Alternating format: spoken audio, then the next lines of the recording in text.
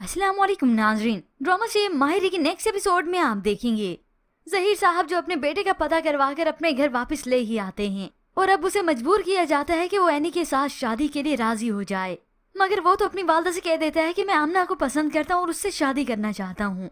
आप लोग मेरी शादी तो वैसे ही कर रही हैं। ये सुनकर फाखिर की वालदा उसे साफ तो नहीं बताती कि उसके वालिद से ये बात कर चुकी हैं। वो हरगिज इस बात के लिए राजी नहीं, मगर फाखिर अपनी वालदा की खामोशी सुनकर कह देता है कि वो खुद बात करेगा, मगर इससे पहले वो अब आमना से बात करता है।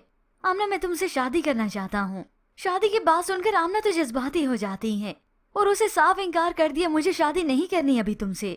और उसकी उम्र की बात करने लगी, तुम्हारी उम्र ही क्या है अभी, मेरा आगे फ्यूचर है, मैंने स्टडी करनी है, ट्रेवल करना है, मैं तुमसे ऐसे शादी कैसे कर सकती हूँ।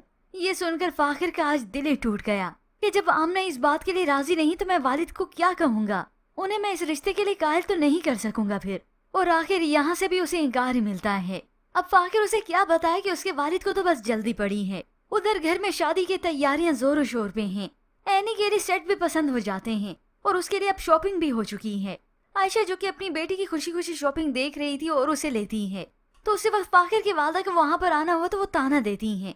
जाहिर है भाई मौका जो पहली बार मिला है, तो आयशा भी सुना देती है कि जब बच्ची की शादी कर ही रहे हैं तो उसकी ख्वाहिशात तो पूरी करेंगे ही, और साथ ही उसके शोहर का भी सुना दिया कि हमने तो भाई साहब का एहतराम करना है, उनकी ख्वाहिश का एहतराम। और यूं ही देखते ही देखते फाखिर की वालदा अकेली कुछ भी नहीं कर पाएंगी। आखिर उन्हें ही फाखिर को समझाना पड़ेगा। फाखिर गुस्से में आएगा, इनकार करेगा, मगर जबरदस्ती उसके वालिद कायल करवा ही लेंगे।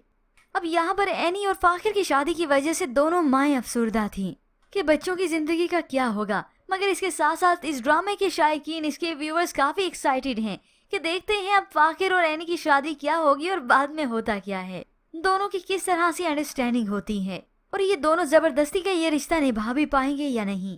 क्या फाखिर और एनी की शादी को लेकर आप एक्साइटेड हैं या फिर अफसुर्दा? इसके मुतालिक हमें अपनी कीमती राय का इजहार जरूर कीजिएगा। मज़ीद ड्रामा रिव्यूज के लिए आप देखते रहिए उर्दू टीवी।